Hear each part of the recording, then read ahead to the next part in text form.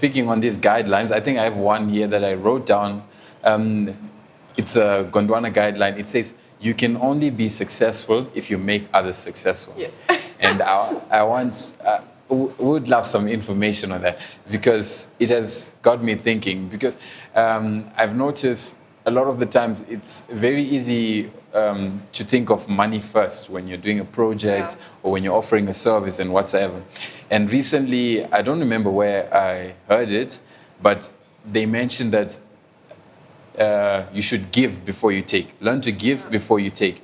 Because also when you give first, it smoothens the ground for you to ask even more. So an example, how I understand it, is if I came to someone and say, look, I clean houses. Let me clean your house for free this time. And then it's up to me now to do a very good job, to the point where they're like, wow, no one has ever done it like this before. Now, instead of normally asking the price that people would expect, say $200 to clean a house, I think usually that's what people pay. You can come and say, well, I charge $500 for my services. Yeah. Now you've already gotten 150% markup or whatever. But yeah, tell me a little bit about that. Also in the way of working with people, monetary values aside, just what's the whole idea behind this, making other people successful as well? Yeah. I think this is now the key slogan for our people team at Gondwana, our HR department, and it's part of the 16 Gondwana guidelines. You can only be successful if you make others successful.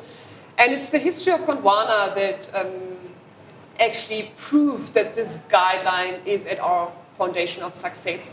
So what do we understand? What do we mean with that? And I think there's always something that I know, and like you said, let's leave the monetary value aside, or that I have, that people around me maybe don't know or don't have. And the moment, and often sometimes we are maybe raised in a way, if I share, I have less. Mm-hmm. But what if I share, what I have doubles? Just as a question in the room. So if I have knowledge, and if I share it with you, does that mean that I'm really getting rid of my knowledge, or does it share that maybe it doubles because the power of our knowledge together becomes even more powerful? Perhaps if I share, we make more. So we believe that, especially I'm doing leadership training, that the best leaders are the ones that when they go on holiday, when they go off, their operation or their lodge or their departments is running as smoothly as if they would be present. Mm-hmm. Yeah. So that was very interesting. In one of the other seminars I had a colleague who said, but that would mean that I don't add any value, because then how can I prove that I make a difference? Mm-hmm. And I said, whoa. But other way around, if you go on off, if you go and leave and your operation, your lodge, your team collapses, this means they are incapable of making decisions by themselves. They are lacking knowledge and skills to run the day-to-day business, and it's just not sustainable for the bigger picture. Yeah. So what we mean with you can only be successful if you make others successful. If you want to grow as a leader, if you want to maybe move into a new position, into a new department, maybe take on new responsibility, you need to let go of some of the old responsibilities. You need to make the people around you successful with your knowledge, with your skills, so that you can move on.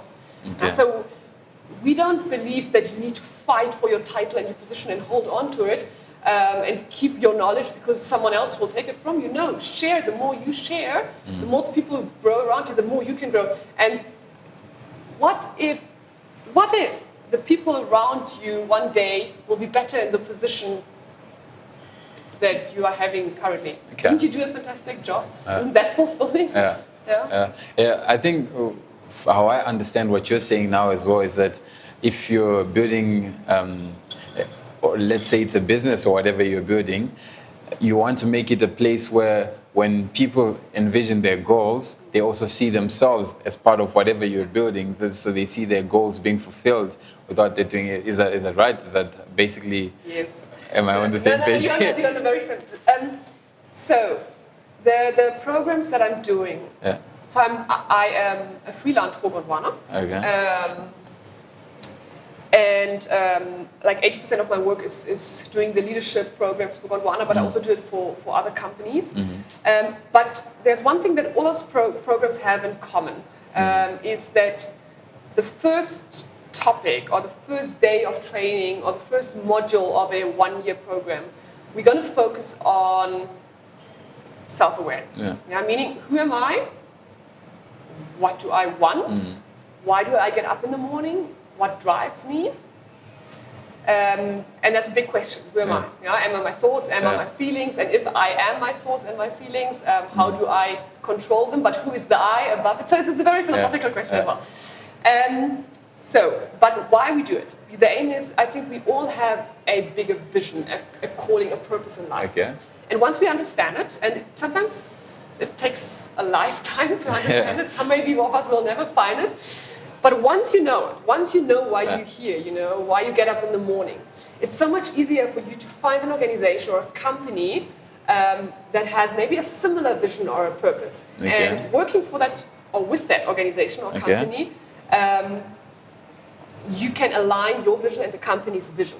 And the company will contribute to your vision and you will contribute to the company's vision. I mean, and this is what the ultimate goal for us, if we could have 100% people that can identify with a company's vision, a company's purpose, because it also contributes to the personal purpose and vision, and then it's becoming a calling. Okay.